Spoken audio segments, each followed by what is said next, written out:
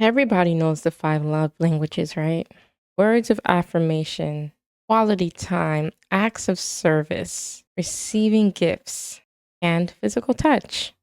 Gary Chapman's book has been quoted in countless relationships, sermons, therapy sessions, you name it. But here's the thing. Love in 2025 doesn't look like love in the 1990s. And if we're being real, a lot of us are expressing love in ways that don't fit neatly into those five boxes. Before we dive into the modern updates, let's give some respect to the original five.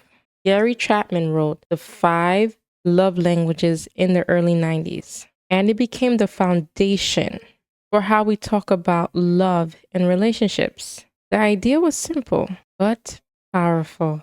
People give and receive love differently. If your partner values words of affirmation, but you only show love through gifts, there's a mismatch. Learning each other's love languages could strengthen intimacy, communication, and even reduce conflict. But here's the issue.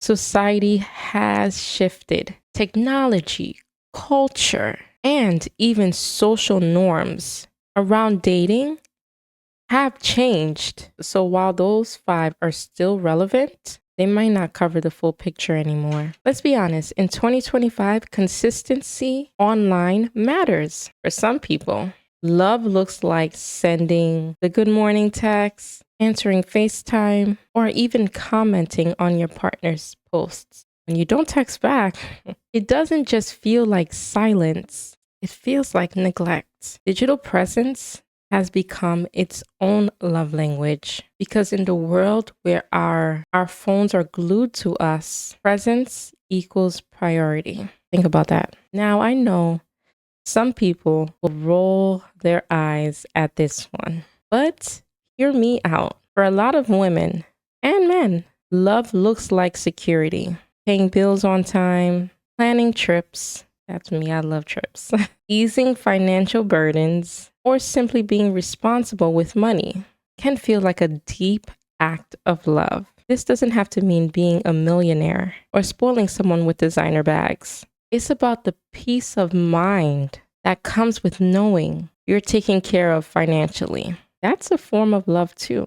This one might sting a little, but in 2025, love is also about public loyalty. Not entertaining DMs, not double tapping on thirst traps, not hiding your partner online. For some people, posting bae on your story is a love language.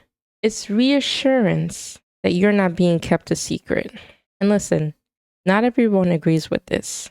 Some people value privacy over posting, but for others, being acknowledged online is the ultimate form of being claimed. Another modern love language is emotional check-ins. Asking, how are you feeling? Do you need a break? Have you eaten today? For couples in 2025, with all the talk around therapy, anxiety, depression, and healing, showing love can look like creating a safe emotional space. This is about more than flowers. It's about noticing when your partner is off and making space for them to breathe. And finally, love looks like building together, whether it's saving for a house, starting a business, working out as a team, or just dreaming about the future. Shared goals are a modern form of love. If your partner invests in your dreams, cheers you on, and actually helps you get there,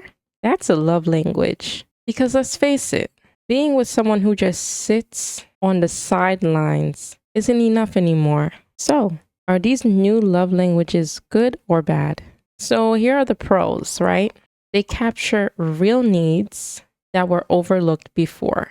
We can't ignore how digital presence, financial security play into modern relationships.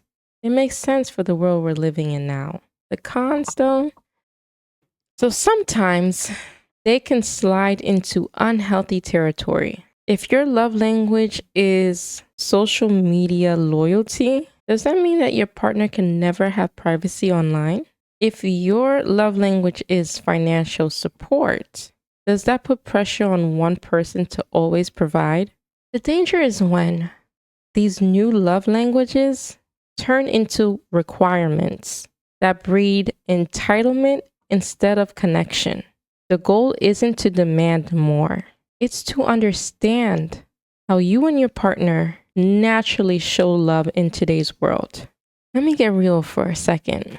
Personally, one of my biggest love languages in 2025 is emotional check-ins. I think it's very important for partners to take time and do these emotional check-ins to see, how they're feeling. Is there something we can do to fix any issues we have as a couple or individually? Because I notice when someone checks in with me, it hits different. Everyone's different. So I want to hear from you.